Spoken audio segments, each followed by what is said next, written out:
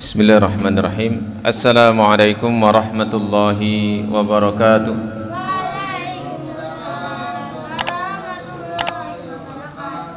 Alhamdulillahi rabbil alamin.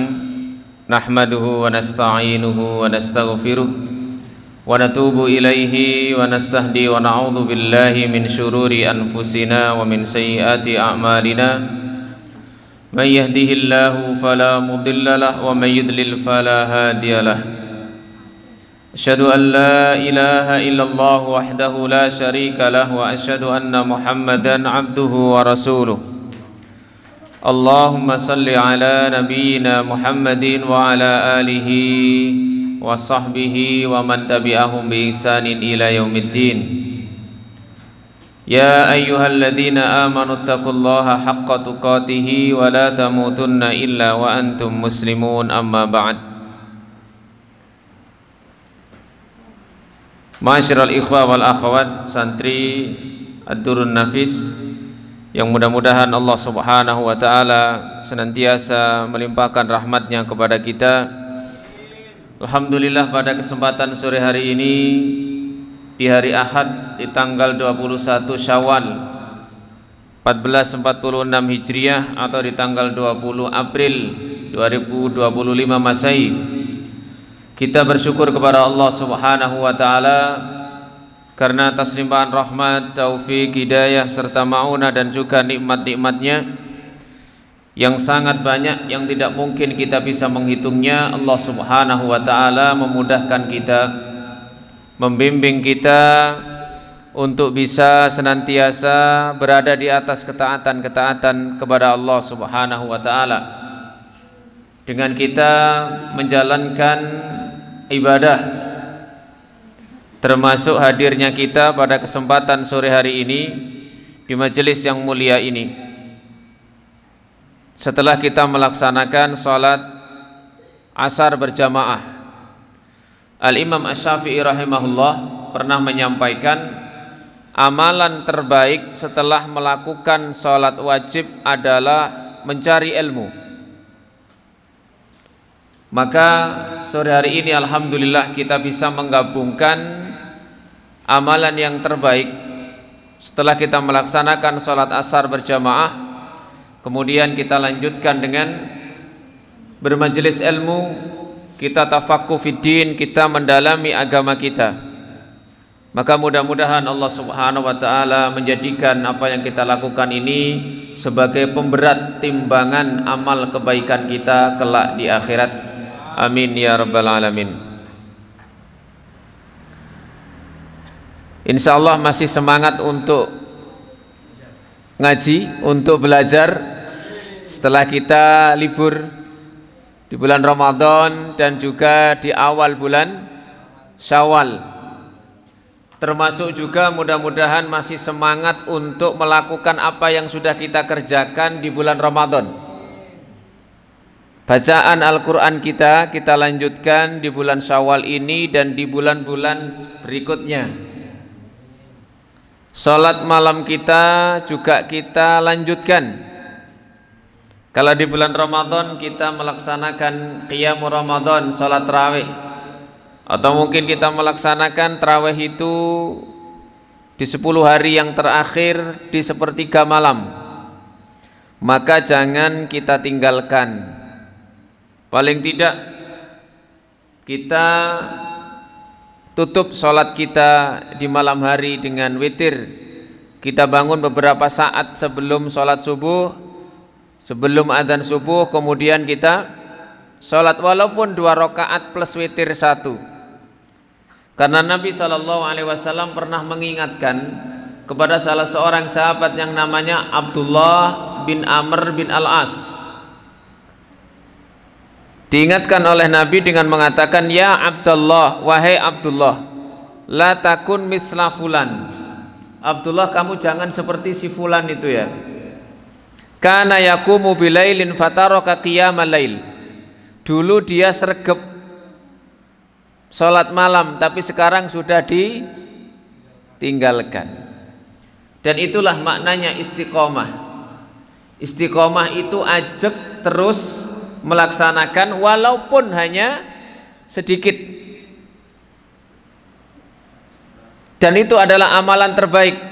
Wa in qalla, walaupun sedikit tapi kalau diistiqomahi menjadi amalan yang terbaik, karena itu sangat berat. Daripada banyak besar tapi ternyata sebulan sekali, 2 bulan sekali, apalagi setahun sekali. Termasuk bacaan Quran kita. Kalau Ramadan kemarin kita sudah khatam 10 kali misalnya. Ada yang khatam 10 kali?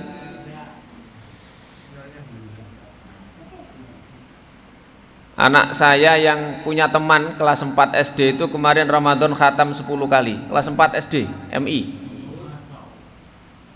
Dapat hadiah akhirnya. Ada yang khatam 1 kali, ada yang 2 kali, diberi hadiah oleh gurunya. Ada yang khatam 10 kali, Masya Allah. Kalah saya. Berarti itu 3 hari sekali khatam. Betul? Masya Allah. Sehari berapa juz berarti?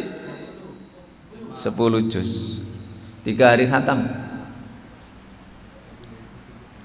Anak kelas 4 SD, MI. Kalaupun tidak bisa, maka jangan sampai pernah dalam 1 hari itu meninggalkan membaca Al-Quran. Walaupun satu ayat loh. Alif Lam Mim, berapa ayat? 1. Mau terus mari leren, walaupun 1 ayat, walaupun 1 halaman misalnya gitu ya. Jangan ditinggalkan setiap hari. Karena diantara tanda ibadahnya seseorang diterima itu kalau dia melaksanakan ibadah itu di waktu berikutnya. Hal jazaul ihsani illal ihsan. Surat apa itu? Ar-Rahman. Balasan kebaikan itu adalah kebaikan berikutnya. Artinya apa? Ibadah seseorang diterima itu kalau dia ditolong oleh Allah bisa melaksanakan ibadah itu seterusnya. Bukan mandek.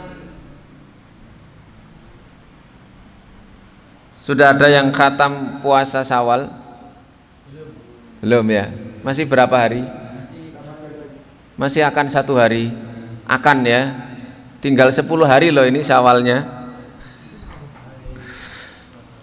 Ya, yang mampu silahkan. Karena itu pahalanya sama seperti puasa 1 tahun. Setelah Ramadan tambah 6 hari itu sama seperti pahalanya puasa selama 1 tahun. Masya Allah. Ya. Baik, sore hari ini kita akan lanjutkan pembahasan kita tentang 10 sahabat Nabi yang dijamin surga.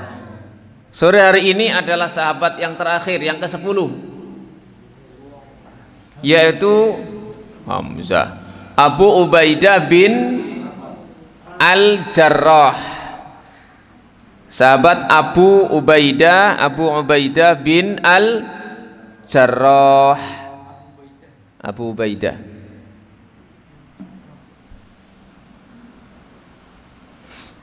Baik, saya tanya lagi.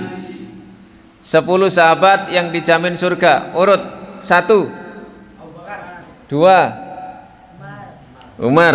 3, Utsman. 4, Ali. 5, ya wis gak apa-apa, gak urut. Tolha bin Ubaidillah. 6, Zubair bin Al-Awwam. 7, Abdurrahman bin Auf. 8,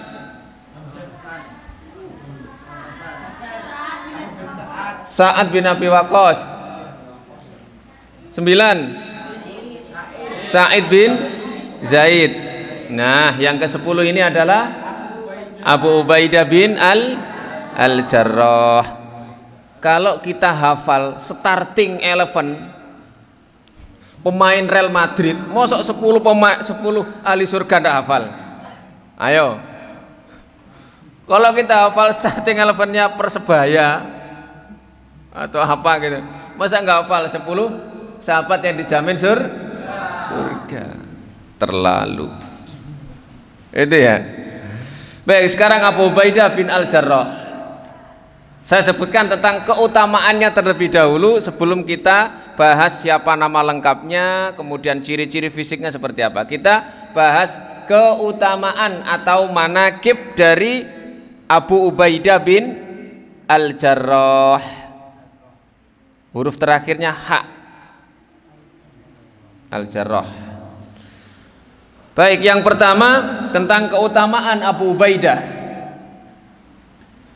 Rawa At-Tirmidzi an Abdurrahman bin Auf radhiyallahu anhu qala. Keutamaan yang pertama adalah beliau termasuk di antara 10 orang yang dijamin masuk surga. Sudah kita bahas tadi. Ini keutamaan yang luar biasa. Kalau sudah Nabi SAW yang menggaransi, yang menyampaikan, maka kita yakini sebagai sebuah kebenaran.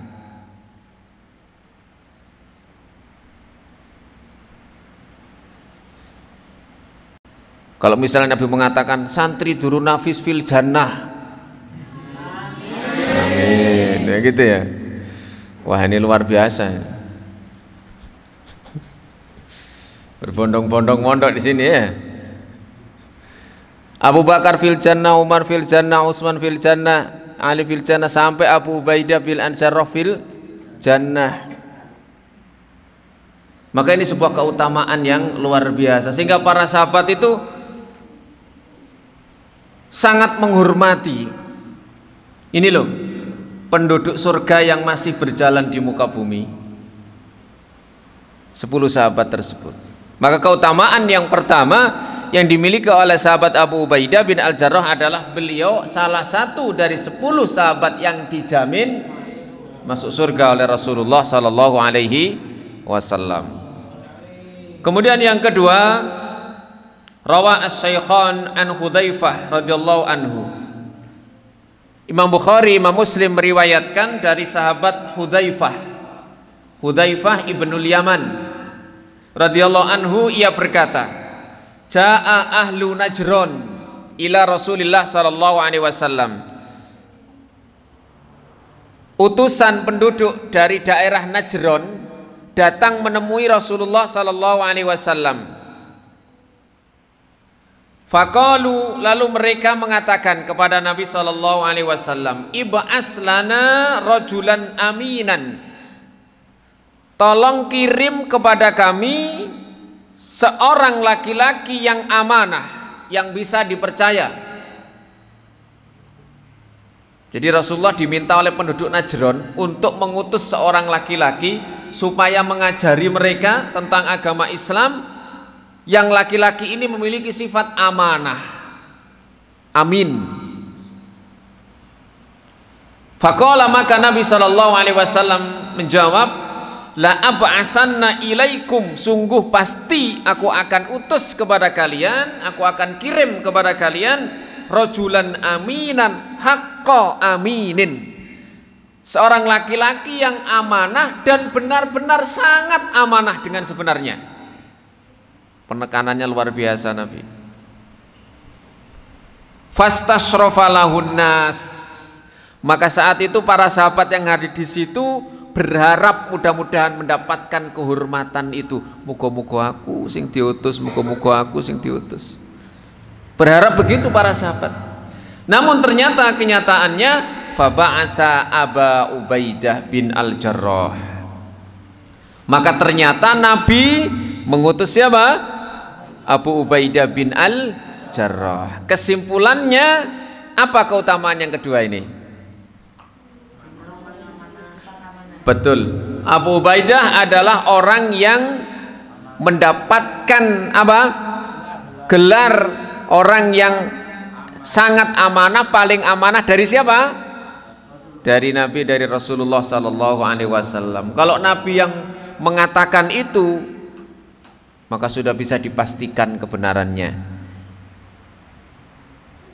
Jadi yang kedua ini keutamaan Abu Ubaidah adalah orang yang sangat amanah. Maka dalam kesempatan yang lain Nabi mengatakan aminu hadhil ummah. Orang yang paling amanah dari umat ini adalah Abu Ubaidah bin Al-Jarrah.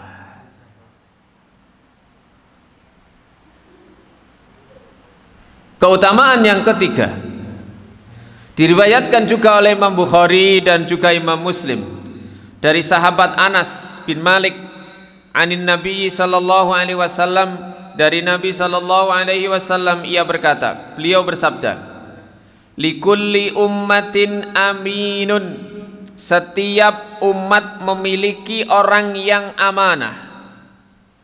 Wa aminu hadhil ummah, dan orang yang amanah dari umat ini adalah Abu Ubaidah bin Al-Jarrah. Maka yang ketiga mendapatkan julukan aminu hadhil ummah. Apa artinya aminu hadhil ummah? Orang yang amanah dari umat Islam, dari umat ini. Amin itu artinya orang yang amanah. Hadhil ummah, umat ini. Julukannya begitu, aminu hadhil ummah. Orang yang amanah dari umat Islam ini. Hampir mirip dengan yang kedua. Lalu kemudian yang keempat, keutamaannya, Rawah At-Tirmidzi, Al-Imam At-Tirmidzi meriwayatkan an Abi Hurairah radhiyallahu anhu, dari sahabat Abu Hurairah radhiyallahu anhu. Ia berkata, qala Rasulullah sallallahu alaihi wasallam, Rasulullah sallallahu alaihi wasallam bersabda, nikmar rajul Abu Bakar, sebaik laki-laki adalah Abu Bakar.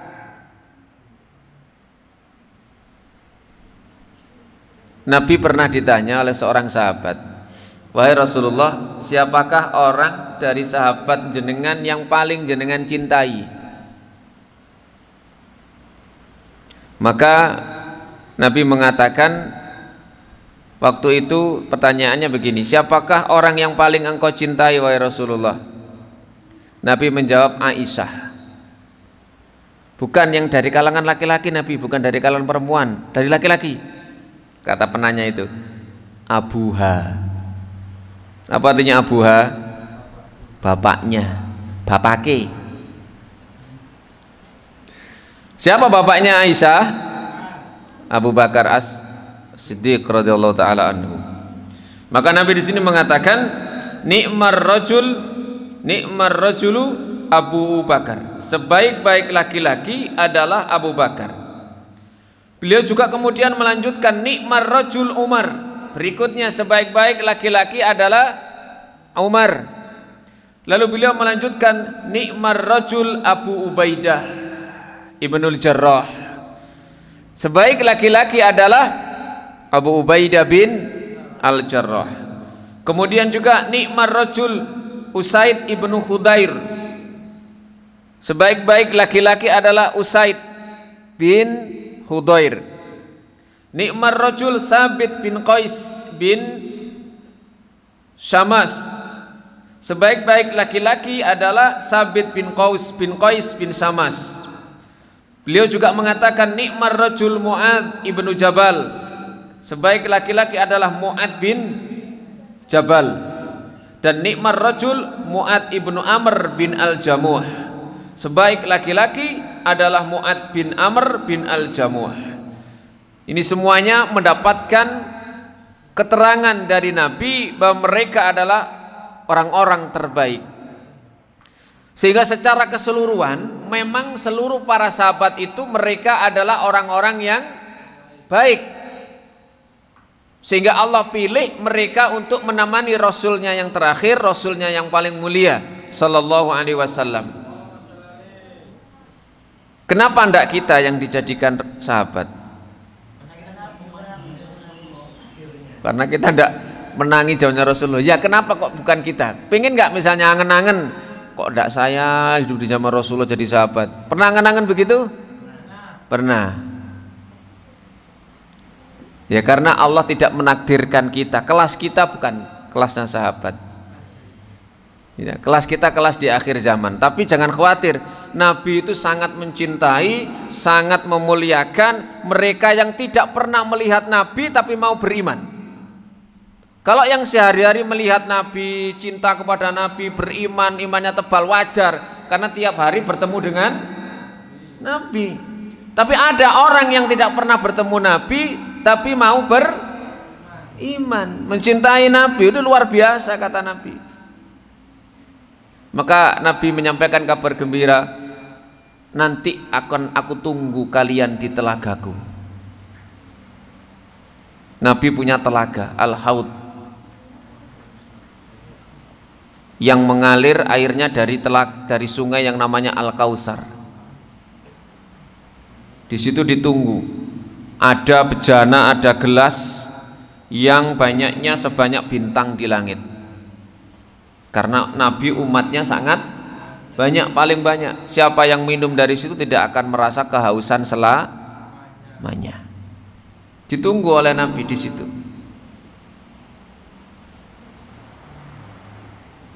Ditunggu umatnya Nabi yang dari Indonesia. Nah, iya, semuanya umatnya ditunggu di situ. Maka yang keempat, keutamaannya bahwa beliau termasuk orang atau laki-laki yang terbaik.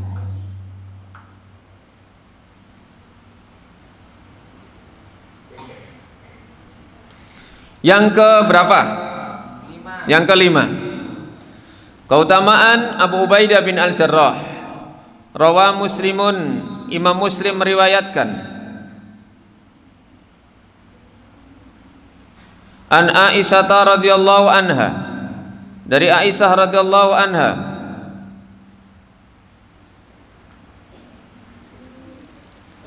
annaha su'ilat, bahwasanya ia ditanya, man kana Rasulullah sallallahu alaihi wasallam mustakhlifan law istakhlafahu. Jadi Aisyah radhiyallahu anha ini pernah ditanya, siapakah yang akan ditunjuk oleh Rasulullah sallallahu alaihi wasallam setelah beliau meninggal untuk menjadi pengganti beliau?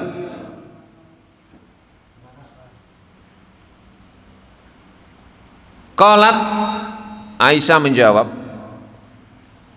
Abu Bakrin, Abu Bakar. Faqila laha, kemudian ditanyakan lagi, summa man ba'da Abi Bakrin, kemudian siapa setelah Abu Bakar? Qalat, Umar. Maka Aisyah menjawab, Umar. Summa qila man ba'da Umar, siapa setelah Umar? Nah, ini jawaban Aisyah adalah Abu Ubaidah bin Al-Jarrah. Abu Ubaidah bin Al-Jarrah. Tapi ternyata setelah Umar siapa? Utsman bin Affan. Loh kok bisa? Karena Abu Ubaidah tidak mau. Abu Ubaidah tidak mau untuk menggantikan posisi siapa? Sepeninggal Umar bin Khattab. Maka kemudian bermusyawarah, maka disepakatilah setelah Umar meninggal dalam keadaan syahid ditikam itu, maka yang menggantikan beliau adalah Utsman bin Affan radhiyallahu anhu. Berarti apa keutamaan yang kelima ini? Beliau dijadikan pengganti setelah Khalifah Umar. Walaupun dalam sejarah kenyataannya beliau tidak mau. Tidak ada presiden itu moh.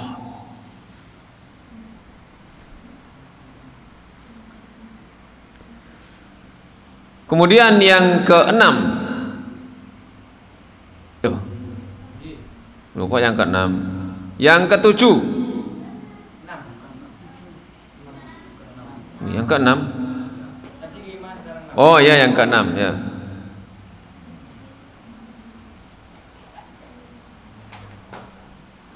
Yang keenam ini sama ya, sama.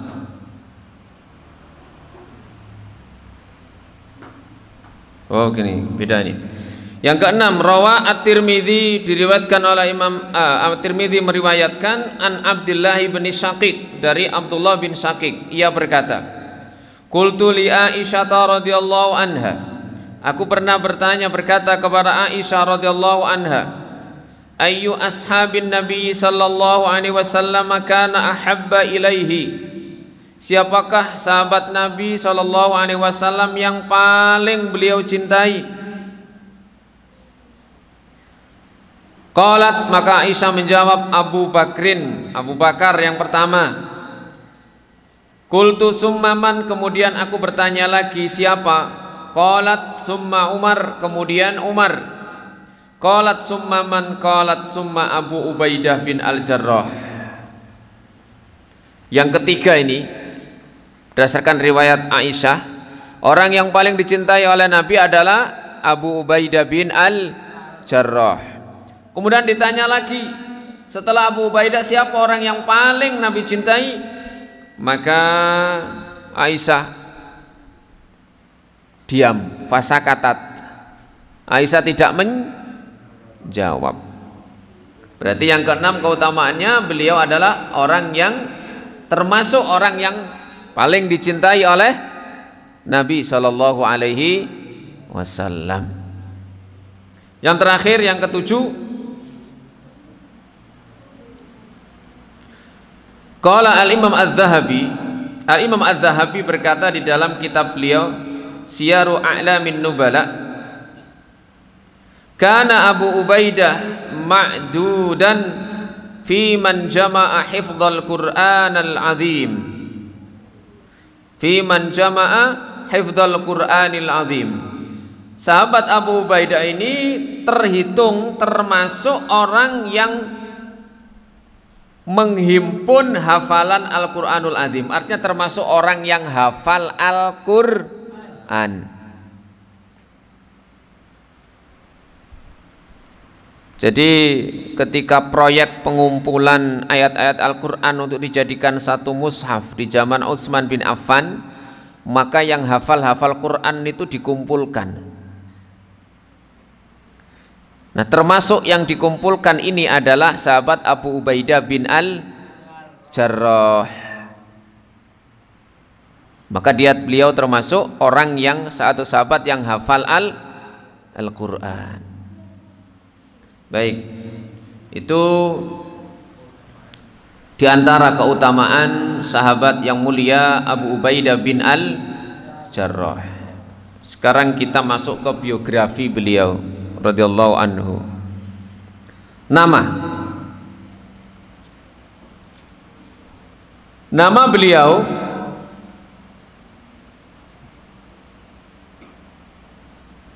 adalah Amir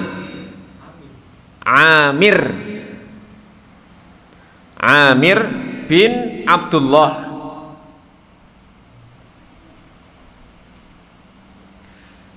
bin Al-Jarrah bin Hilal bin Fahr.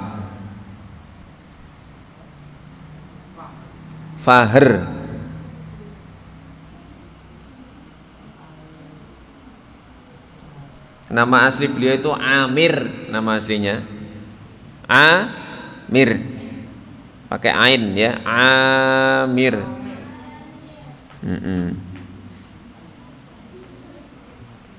Kunyahnya ya, kunyah itu julukannya, apa namanya? Ya, kunyah julukan dari anaknya ya. Abu Ubaidah. Ya, anaknya namanya Ubaidah sehingga mendapatkan kunyah Abu Ubaidah. Ubaidah itu laki apa perempuan? Oh laki, oh perempuan, dah perempuan ngono ya. Baidah itu laki-laki. Kemudian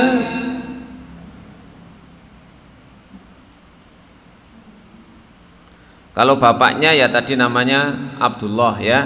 Ibunya bernama Amimah. Amimah.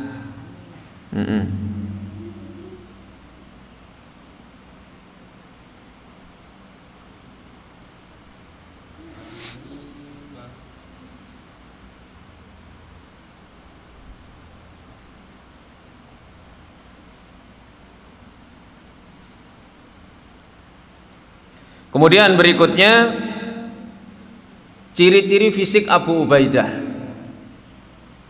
Ciri-ciri fisiknya seperti apa sih sahabat Abu Ubaidah ini kok sampai segitunya?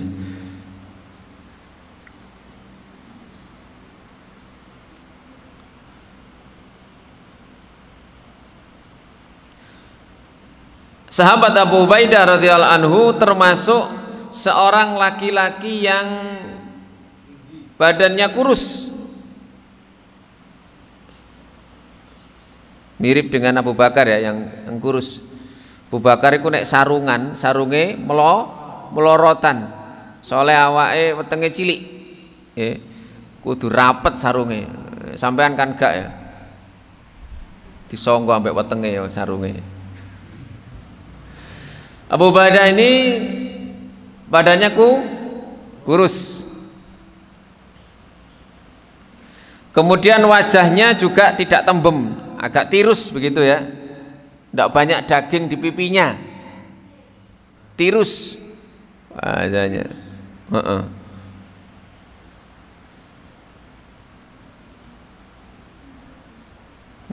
Sampai ini kan banyak yang jemblem ini ya, agak turu ini.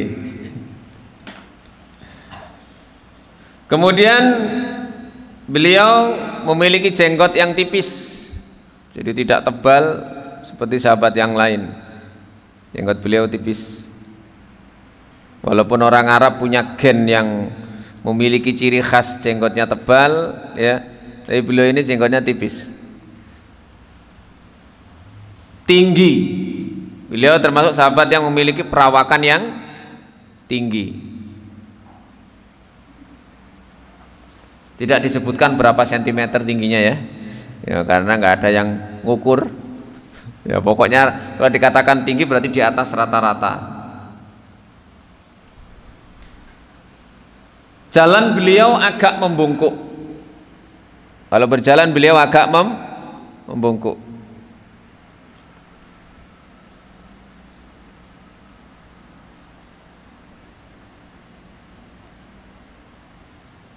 Beliau kehilangan gigi seri beliau.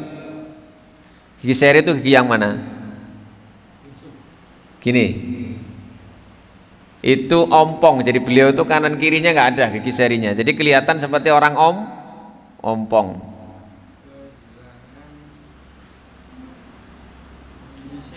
Iya.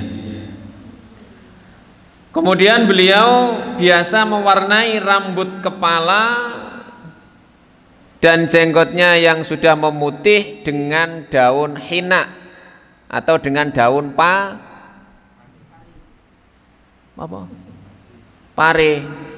ya, pahit lah ya, dengan daun pacar hina, pewarna itu loh ya, pewarna orang Arab itu loh hina. Kalau orang menyebut henna itu loh. Mewarnai rambut beliau yang sudah memutih ya, dan jenggot beliau dengan daun khina. Jadi akhirnya nanti warnanya tidak hitam tapi agak kemerah-merahan kayak pirang gitu ya. Karena tidak boleh mewarnai rambut yang sudah putih dengan warna hitam, dengan daun khina.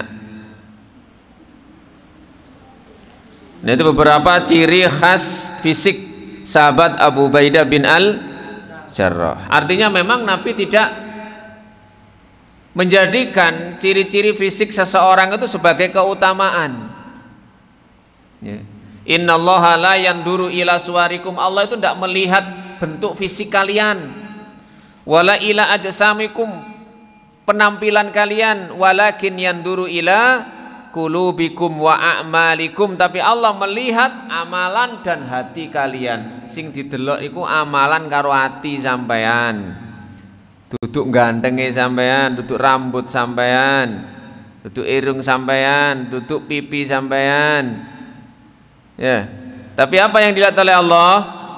Hati dan amalan kita.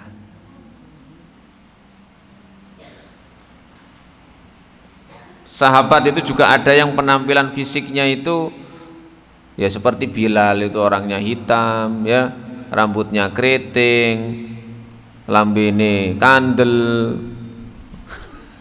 Ya namanya orang Arab, orang itu Afrika, orang Ethiopia, negro. Wah, tapi beliau luar biasa.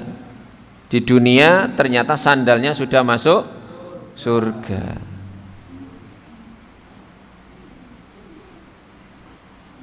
Maka jangan hanya mementingkan penampilan fisik saja. Ini. Kemudian berikutnya masuk Islamnya Abu Ubaidah. Masuk Islamnya Abu Ubaidah, sahabat Abu Ubaidah.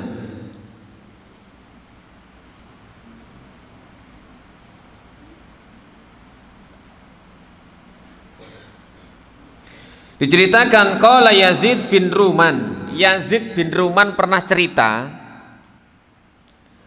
intalaqa Utsman ibnu Mat'un. Utsman bin Mat'un bertolak atau berangkat pergi, wa Ubaidah bin Al-Haris, dan Ubaidah bin Al-Haris serta Abdurrahman bin Auf, wa Abu Salamah bin Abdul Asad, wa Abu Ubaidah bin Al-Jarrah, hatta atau Rasulullah sallallahu alaihi wasallam. Jadi ada Utsman bin Mat'un, ada Ubaidah bin Al-Haris, ada Abdurrahman bin Auf, ada Abu Salamah bin Abdul Asad, ada Abu Ubaidah juga yang ikut, sampai mereka mendatangi Rasulullah sallallahu alaihi wasallam. Fa'aradu alaihimul Islam. Lalu Nabi ketika didatangi orang-orang tadi menyampaikan, memaparkan Islam. Wa anba'ahum bisyara'ihi. Lalu Nabi menceritakan syariat-syariat Allah, syariat-syariat Islam. Fa aslamu fi sa'atin wahidah. Maka mereka semua masuk Islam di saat yang sama, di jam yang sama. Wadzalika qabla dukhuli Rasulillah sallallahu alaihi wasallam Darul Arqam bin Abil Arqam. Itu terjadi sebelum Nabi masuk ke rumahnya sahabat Al-Arqam bin Abil Arqam yang dijadikan markas untuk menyampaikan dakwah Rasulullah sallallahu alaihi wasallam. Jadi ada sahabat namanya Al-Arqam bin Abil Arqam, itu punya rumah agak luas begitu, kemudian disitulah dijadikan markas yang sudah masuk Islam, ngajinya di situ, menimba ilmunya kepada Nabi di situ, mendengar wahyu di situ. Namun sebelum beliau masuk ke situ, sebelum digunakan, maka ini sudah ada orang-orang tadi yang masuk Islam.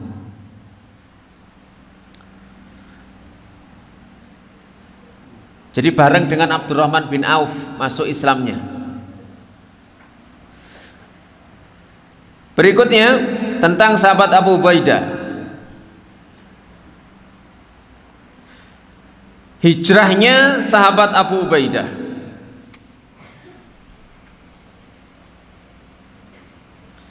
Sahabat Abu Ubaidah radhiyallahu anhu termasuk orang yang ikut hijrah dari Mekah ke Madinah, termasuk sahabat yang ikut hijrah. Dan Nabi SAW setibanya Abu Ubaidah di Madinah mempersaudarakan dengan sahabat Sa'ad bin Mu'ad. Wah, ini Sa'ad bin Mu'ad ini pemimpin kaum Ansor. Jadi Nabi ketika para sahabat itu dari Mekah yang hijrah ke Madinah, mereka yang tidak punya saudara dipertemukan. Kon gak duwe dulur nduk kene ya, tak dadekno dulur ambek iki. Abu Ubaidah dengan Sa'ad bin Mu'ad. Sa'ad bin Mu'ad ini ketika meninggal di perang Uhud, itu arsy Allah itu bergetar. Jadi ketika Sa'ad bin Mu'ad ini meninggal, arsy Allah, singgasana Allah itu sampai horeg karena meninggalnya sahabat Sa'ad bin Mu'ad. Ini dipersaudarakan oleh Nabi dengan siapa tadi? Abu Ubaidah bin Al-Jarrah. Utsman bin Affan juga begitu, Abdurrahman bin Auf juga begitu. Akhirnya mereka memiliki saudara. Kenapa? Karena di Mekah saudara-saudara mereka tidak mau beriman, tidak mau hijrah, sehingga mereka sendirian di Madinah dipersaudarakan. Nah, saudara-saudara dari kaum Ansor inilah yang kemudian memberi rumah, memberi sawah, bahkan ada yang memberi istri. Istri saya 3, misalnya begitu. Kamu pilih yang mana? Nanti saya ceraikan.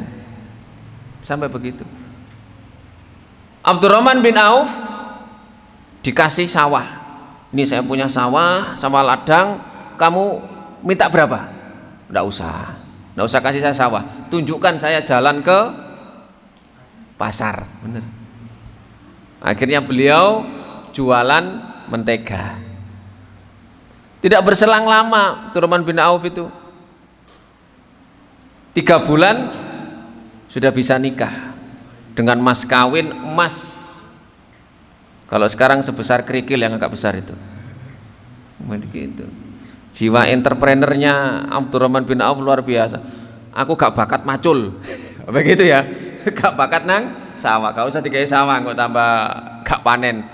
Tunjukkan saya jalan ke pasar. Inti pasar aku itu dulu. Masya Allah. Dulu kan pernah kita bahas Abdurrahman bin Auf itu pernah pengen sekali bangkrut, pengen jadi orang miskin itu luar biasa. Ya Allah, kalau kok kaya terus ya, saya pengen miskin ya Allah, saya pengen harta saya habis, pengen gitu. Akhirnya sampai terjadi perang Tabuk ya, para sahabat ikut perang, kemudian kurmanya tidak bisa dipanen, busuk. Wis tak tukune kabeh kurmane iki, wis Mas yo gak kena dipangan, Mas yo busuk tak tukune. Saya kasih harga normal yang baik. Wah, saweneng orang-orang. Wah, alhamdulillah sudah ada yang membeli. Apa jawab Abdurrahman bin Auf? Alhamdulillah uang kuntek, duit kuntek, alhamdulillah. Wis dadi wong melarat, sip. Begitu ya. Lho ngono. Wis dadi wong gak duwe, mosok kok sugih terus ngene. Tiba-tiba ada utusan dari Ethiopia datang. Saya dengar di sini banyak kurma busuk ya. Oh iya, kebetulan di daerah saya itu ada wabah penyakit, obatnya hanya kurma busuk. Saya beli 10 kali lipat untuk jadi obat. Padahal itu punyanya Abdurrahman bin, gak jadi bangkrut lagi, justru ada keuntungan 10 kali lipat. Ya Allah, kok saya kaya lagi nih, uang saya kok banyak lagi nih. Iya, lo ngopo deh. Iya, berani begitu ya. Masya Allah ya, para sahabat itu saking kayanya malah kepingin jadi orang melarat. Uangnya habis itu loh malah. Alhamdulillah, duit kuntek, wis jadi wong melarat, sip. Gitu. Kalau orang sekarang uangnya sudah bermiliar-miliar itu, iya masih kurang. Nek ono emas sak gunung, iki gak ono maneh ta emas sing sak gunung maneh. Iki endi maneh iki? Boleh ngeruk maneh gitu ya. Hatta zurtumul, baru selesai kalau sudah dimasukkan ke kuburan udah. Kalla saufata akhirnya mengetahui, oh ternyata hartaku tidak bermanfaat, gak tak gowo jika tak gowo menjeru nang kuburan, kecuali kalau harta itu digunakan di jalan Allah. Baik, jadi sahabat Abu Ubaidah ini termasuk orang yang hijrah dan dipersaudarakan dengan Sa'ad bin Mu'ad. Berikutnya tentang keilmuan sahabat Abu Ubaidah.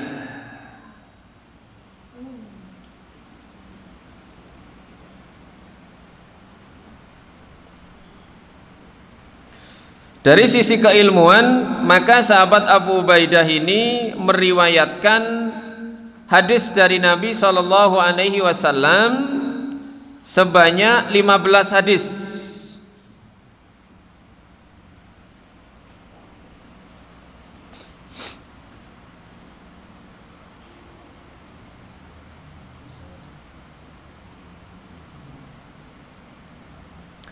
Dalam Sahih Muslim hanya ada satu hadis, dan dalam Sunan At-Tirmidzi juga hanya ada satu hadis.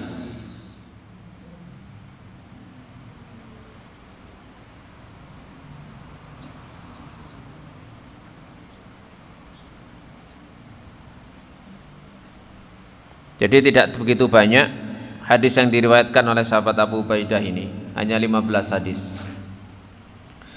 Kemudian berikutnya perjuangan atau jihad Abu Ubaidah bin Al-Jarrah.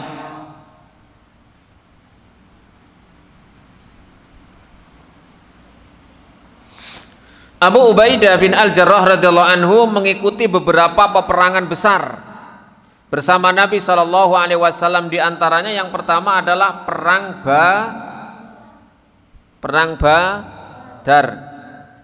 Badar Kubro. Perang Badar. Beliau juga ikut dalam perang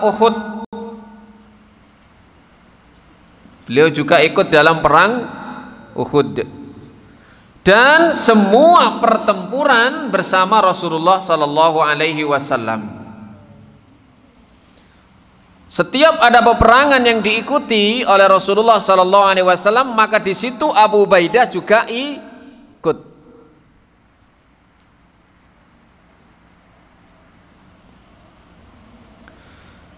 Sahabat Abu Ubaidah radhiyallahu anhu termasuk salah satu panglima yang diutus ke negeri Syam, sekarang Syria, ya. Diutus ke negeri Syam dan termasuk orang yang menaklukkan Damaskus. Damaskus itu ibu kota Syam, ibu kota Syria sekarang. Damaskus, Damaskus.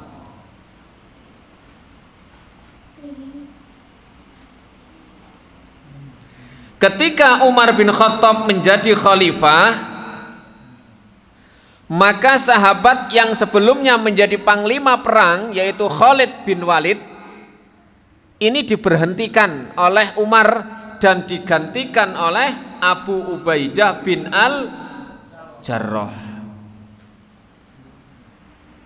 Jadi panglima perangnya saat itu dijabat oleh Khalid ibnul Walid, yang dijuluki dengan apa? Singa, pedang Allah.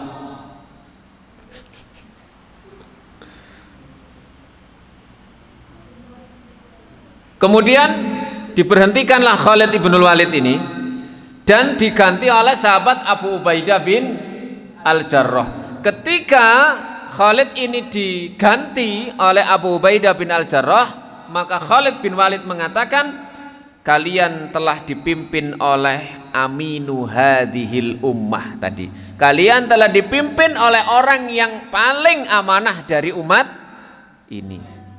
Beliau tidak kecewa, dicopot, diganti, tidak kecewa. Khalid ibnul Walid ini. Dan salah satu alasan Umar mencopot Khalid ibnul Walid, Khalid itu mengikuti peperangan puluhan kali. Setiap beliau memimpin gak pernah kalah. Sekalipun gak pernah kalah. Mesti menang kalau yang memimpin Khalid bin Al-Walid. Nah, Umar itu khawatir, ini jangan-jangan dalam hatinya Khalid ini muncul kesombongan ini. Pertama Khalid tidak terima dengan dicopot oleh Umar bin Khattab ini. Kenapa kok tiba-tiba saya dicopot, diberhentikan? Padahal tidak ada satupun peperangan kecuali aku pasti menang. Kenapa kok saya tiba-tiba dicopot? Akhirnya disampaikan salah satu alasannya, Khalid, saya ingin menjaga hatimu, kata Umar. Saya khawatir kalau kamu terus diberi kemenangan akan muncul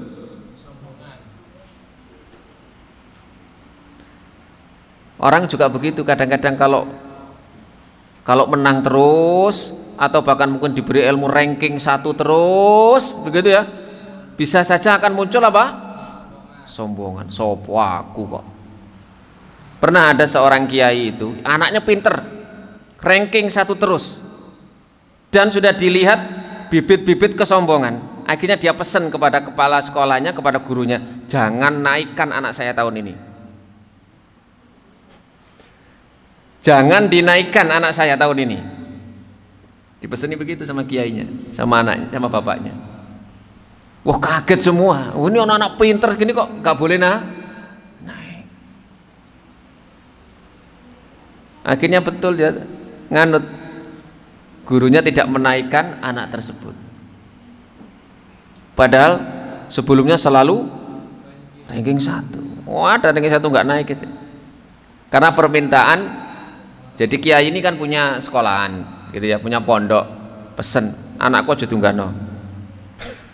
Walaupun sangat pintar. Kira-kira kalau sampean begitu gimana?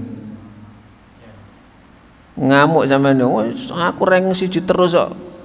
Wah, akhirnya gak munggah. Tapi disampaikan, akhirnya menyadari. Diganti oleh Abu Ubaidah bin Al-Jarrah, sehingga muncul pernyataan Khalid, kalian telah dipimpin oleh orang terpercaya dari umat ini.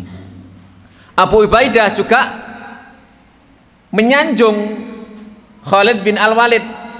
Kalau tadi Khalid bin Walid menyanjung Abu Ubaidah, maka Abu Ubaidah gantian yang menyanjung, memujinya dengan mengatakan, sesungguhnya aku mendengar Rasulullah SAW bersabda, Khalid adalah saifun min suyufillah, salah satu pedang dari pedang-pedang Allah Ta'ala.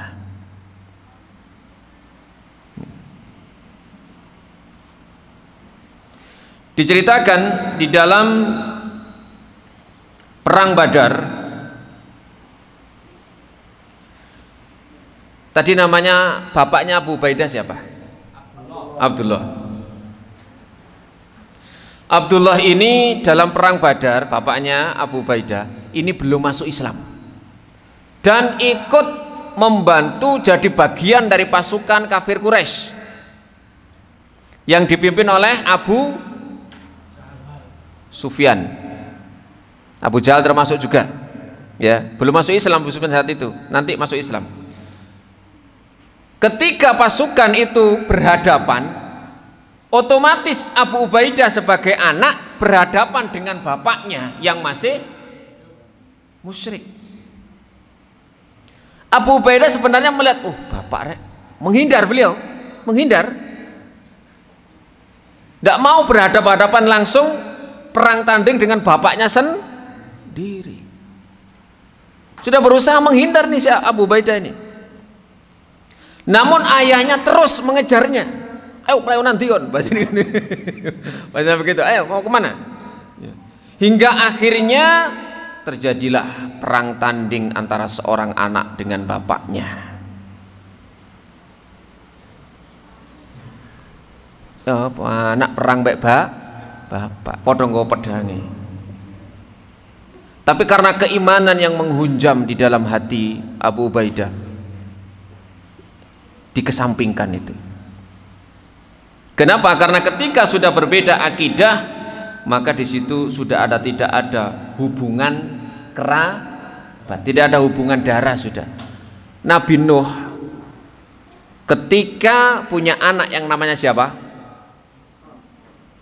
Nabi Nuh punya anak yang membalelo itu loh, namanya siapa? Kan'an. Itu minta kepada Allah, ya Allah, itu anak saya, selamatkan. Apa kata Allah? Innahu laisa min ahlik. Kan'an itu bukan kerabatmu sekarang, bukan bagian dari keluargamu Nuh. Kenapa? Innahu amalun ghairu soleh, karena dia melakukan amalan yang tidak soleh, alias tidak mau beriman. Ya bunayyar kama anawi, anakku Nuh Kan'an, munggah nang kapal. Kapal jek longgar. Boten Pak, kalau tak munggah ten gunung mawon, mosok banjire sampai gunung sih. Apa kata Nabi Nuh? La asimal yauma, ndak ada orang yang selamat hari ini. Tambah tinggi air gunung itu sampai kemudian apa? Air itu di atas pucuk gunung itu, maka tenggelamlah siapa? Kan'an. Makanya kita itu termasuk keturunan orang yang ikut naik perahunya, kapalnya Nabi Nuh. Kenapa? Karena semua orang selain yang ada di kapal tewas semua. Wa qala Nuhur rabbi la tadhar 'alal ardi minal kafirina dayyara. Ya Allah, jangan sisakan satu pun rumah di bumi ini kecuali Engkau hancurkan. Kenapa? Kalau sampai mereka masih hidup, ada yang masih hidup, kemudian punya anak, melahirkan anak, percuma, anaknya akan jadi anak-anak yang durhaka kepada Engkau. Sudah, bunuh semua. Maka yang hidup hanya 8 atau 9 orang yang ikut naik kapalnya Nabi. Jadi kita keturunan itu. Kembali ke laptop, HP. Sampai mana tadi? Ya, ketika terjadi hadap-hadapan tadi Ubaidah dengan bapaknya, mau tidak mau terjadi face to face, head to head. Head to head, berhadapan langsung sudah. Akhirnya bapaknya kalah, bukan ngalah loh ya, aku tak ngalah mbak anakku dewi, enggak. Bapaknya juga ingin membunuh Abu Ubaidah, Amir tadi nama aslinya. Abu Ubaidah juga ya ingin membunuh sama. Perang itu kan begitu, kalau nggak dibunuh ya membunuh. Akhirnya apa? Terbunuhlah bapaknya di tangan anaknya sendiri. Itu kalau iman, dan itu diabadikan oleh Allah Subhanahu wa taala dalam surat Al-Mujadilah ayat 22. Kamu tidak akan mendapati suatu kaum yang beriman kepada Allah dan hari akhir saling berkasih sayang dengan orang-orang yang menentang Allah dan Rasulnya, meskipun mereka adalah bapak-bapak mereka sendiri, meskipun mereka adalah anak-anak mereka sendiri, meskipun mereka adalah saudara-saudara ataupun keluarga mereka sendiri. Kalau mereka tidak beriman, berada di medan perang, sudah merdeka atau membunuh atau gitu. Kalau kita mungkin nggak tega harus melawayu wes ketemu bapak, nah begitu ya. Tapi tidak para sahabat. Dalam perang Uhud diriwayatkan oleh Ibnu Sa'ad dari Aisyah radhiyallahu taala anha, Abu Bakar berkata, ketika hari Uhud wajah Rasulullah SAW terluka dan 2 cincin dari pelindung kepala menancap di wajahnya. Perang Uhud ini perang yang benar-benar menjadi pelajaran besar bagi kaum muslimin. Gara-gara apa? Para pemanah yang sudah ditempatkan oleh Nabi sekitar 50-70 orang itu di Bukit Uhud, dipeseni sama Nabi, apapun yang terjadi, walaupun burung-burung pemakan bangkai sudah memakan bangkai orang kafir, kamu jangan turun ya, apapun yang terjadi. Akhirnya apa? Begitu peperangan baru berjalan, kemudian dimenangkan kaum muslimin, kelihatan orang-orang kafir Quraisy ini apa namanya, orang-orang kafir ini kabur. Wah, wes mari perangi, mudune ojo. Pemimpin mereka mengatakan, jangan, kita sudah dipesan sama Nabi. Enggak, sudah selesai. Tadi kan pesannya kalau perang berlangsung, sekarang sudah selesai. Tuh lihat, lari semua itu orang-orang kafir itu. Wah, akhirnya apa? Separuh lebih turun, bahkan hanya tinggal sekitar 10-15 orang pasukan panah yang ada di Bukit Uhud. Nah, waktu itu Khalid bin Walid yang masih musyrik, yang menjadi panglima perang mereka. Loh, ditinggal no Bukit Uhud itu, lewat belakang, munggah diserang dari atas, sehingga mereka kaget betul. Sudah pasukannya tinggal 10-15 orang itu mudah sekali dikalahkan. Kaum muslimin yang sudah gopoh mengambil harta rampasan itu tidak menduga kalau ada serangan secara mendadak dari Khalid bin Walid dan pasukannya, sehingga sampai Nabi itu dilindungi belasan sahabat itu. Jadi belasan sahabat ini, satu orang maju melindungi Nabi, meninggal, satu orang lagi, sampai nanti saat bin Abi Waqqas itu ngerangkul Nabi begini, di punggungnya ini ada puluhan anak panah yang menancap, sampai Nabi itu terkena pecahan cincin yang menjadi pelindung kepala beliau, nempel di pipi beliau sehingga mengeluarkan darah, sehingga sampai terdengar isu desas-desus Nabi Muhammad meninggal. Muhammad mati, disebarkan hoax ini oleh orang-orang kafir. Para sahabat yang percaya, sudah gimana lagi, Nabi sudah meninggal. Nah, akhirnya kemudian Abu Ubaidah bin Al-Jarrah diceritakan oleh Abu Bakar, oleh Aisyah ini, dari kisahnya Abu Bakar. Aku segera menuju beliau, kata Abu Bakar. Ketika melihat Nabi dalam kondisi terluka seperti itu, Abu Bakar segera menuju Nabi SAW. Lalu kulihat seseorang datang dari arah timur berlari dengan sangat cepat. Ternyata aku berdoa agar ia adalah penolong, kata Abu Bakar. Ternyata dia adalah Abu Ubaidah bin Al-Jarrah.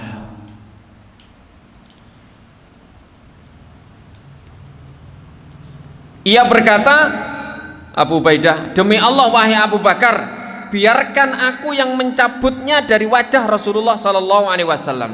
Dari tadi 2 cincin dan pelindung kepala ini menancap di wajah Nabi SAW, mancep, nempel di sini, sampai masuk ke dalam lapisan kulit Nabi SAW bagian wajah. Maka Abu Ubaidah menyarankan biar aku saja yang mencabutnya dari wajah Rasulullah SAW, karena cincin dari besi penuh kepala ini tidak bisa dicabut dengan tangan, ini tidak bisa. Dan saat itu tidak ada yang namanya bios, ono bios ya, perang apa bios untuk mengurangi rasa, tidak ada.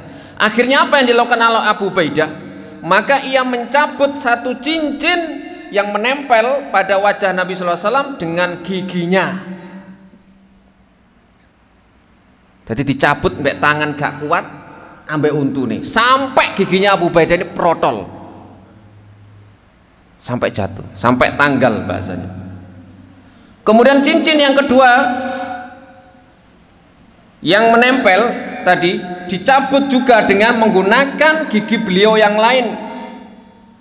Makanya kemudian giginya Abu Ubaidah tadi copot 2, ya kan, tadi ompong digunakan untuk apa tadi? Mencabut besi, cincin besi dari pelindung kepala Nabi yang nempel di wajah Nabi SAW, sampai gigi ini copot. Pernah sampean nyakot sampai gigi ini ucul ya? Tidak pernah. Maka ia menjadi orang ompong namun tetap handsome. Apa handsome? Bahasa Madura ya handsome. Tetap tampan. Jangan khawatir yang gigi-giginya ompong itu ya.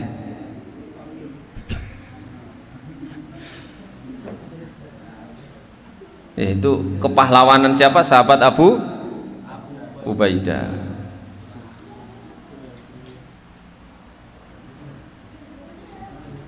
Baik, yang terakhir Abu Ubaidah ini memiliki rasa takut kepada Allah yang sangat luar biasa. Suatu ketika Abu Ubaidah mengatakan, dan ini diceritakan oleh Qatadah, aku berharap aku hanyalah seekor kambing yang disembelih oleh keluargaku, lalu mereka memakan dagingku dan meminum kuahku. Artinya apa? Beliau sangat takut pertanggungjawaban kelak di akhirat di hadapan Allah Subhanahu wa taala, wis aku mending dadi wedhus ae. Biar disembelih sudah nggak ada tanggung jawab nanti kelak di akhirat. Saking takutnya, sekelas Abu Ubaidah bin Al-Jarrah, orang yang pertama tadi termasuk 10 sahabat yang dijamin masuk surga dengan begitu banyak amalan beliau, jihad di jalan Allah ya. Tapi masih memiliki rasa takut yang sangat besar kepada Allah Subhanahu wa taala. Umar pernah mengirim 4.000 dirham dan 400 dinar. Masya Allah ya. 1 dinar itu 4,3 gram. Sekarang 1 gram itu 1.700.000 kali 400, setengah M lebih ya. Pernah dikasihkan oleh Umar kepada Abu Ubaidah, dan 4.000 dirham juga tambahannya. Lalu kemudian Umar menyuruh seorang intel, wazannya, tolong sing awasi saya tak kirime duit iki nang Abu Ubaidah 4.000 dirham sampai 400 dinar. Abu Ubaidah segera membagikannya kepada orang lain sampai habis. Lu setengah M lebih, terus gak ono syuting-syutingan, ra ono, gak mlebu konten-kontenan. Walaupun beliau berinfak setengah M lebih, bahkan mungkin kalau digabung sama 4.000 dinar itu 1 M lebih. Hal serupa terjadi pada Mu'ad bin Jabal. Diawasi betul. Akhirnya Umar mengatakan, alhamdulillah, yang menjadikan di antara umat ini ada orang-orang seperti mereka. Apa artinya duit? Maksudnya begitu. Sedikit iya, sedikit no mana ini. Ngoten nah. Baik, kemudian yang terakhir, wafatnya sahabat Abu Ubaidah. Sahabat Abu Ubaidah wafat terkena penyakit taun amwas. Taun itu wabah. Kalau dulu pernah di Indonesia tahun 2000 namanya Covid. Wabah amwas itu semacam kolera. Kolera itu apa ya bahasanya ya? Kayak orang, ya. Itu pagi sakit, sore mati, sore sakit, pagi mati. Ribuan itu orang saat itu, ya. Yang terjadi di Yordania pada pemerintahan Umar bin Khattab. Makanya Umar itu ketika akan ninjau ke sana tidak boleh sama sahabat yang lain. Jangan, Nabi melarang. Kalau ada di satu daerah terjadi wabah, terjadi pandemi, kamu jangan masuk. Yang sudah ada di dalam tidak boleh keluar, diisolasi, di lockdown daerahnya. Wabah amwas. Pada tahun ke-18 Hijriah beliau meninggal dalam usia 58 tahun. Dalam usia 58 tahun, yaitu saat kekhalifahan Umar bin Khattab. Jadi termasuk beliau kena penyakit pandemi itu. Setelah wafatnya Mu'ad bin Jabal berkhutbah, kalian telah kehilangan seseorang yang paling sedikit dendamnya, paling bersih hatinya, paling jauh dari tipu daya, paling besar rasa malu dan paling ikhlas kepada umat ini, radhiyallahu anhu wa ardhah. Mudah-mudahan kita bisa meneladani secara khusus sore hari ini yang kita bahas sahabat Abu Ubaidah bin Al-Jarrah. Kalau kita melihat perjuangan para sahabat itu, apa artinya kita? Kalau Nabi menjamin mereka dengan masuk surga, sangat pantas karena mereka berhak mendapatkannya. Sementara orang-orang di zaman ini ternyata begitu pede dan yakin masuk surga. Maka mudah-mudahan Allah Subhanahu wa taala memberikan rahmat kepada kita. Masuk surga bukan karena prestasi amalan kita, karena kita sangat jauh dari amalan para pendahulu kita. Kita bisa masuk surga karena rahmat Allah. dan mudah-mudahan kita dikumpulkan bersama kelak di sana. Amin ya rabbal alamin. Jadi sudah khatam 10 sahabat yang kita bahas masuk surga. Nanti kita akan sampaikan materi-materi yang lainnya yang berikutnya. Kita tutup dengan doa kafaratul majlis. Subhanakallahumma wa bihamdika asyhadu an la ilaha illa anta astaghfiruka wa atubu ilaik. Assalamualaikum warahmatullahi wabarakatuh.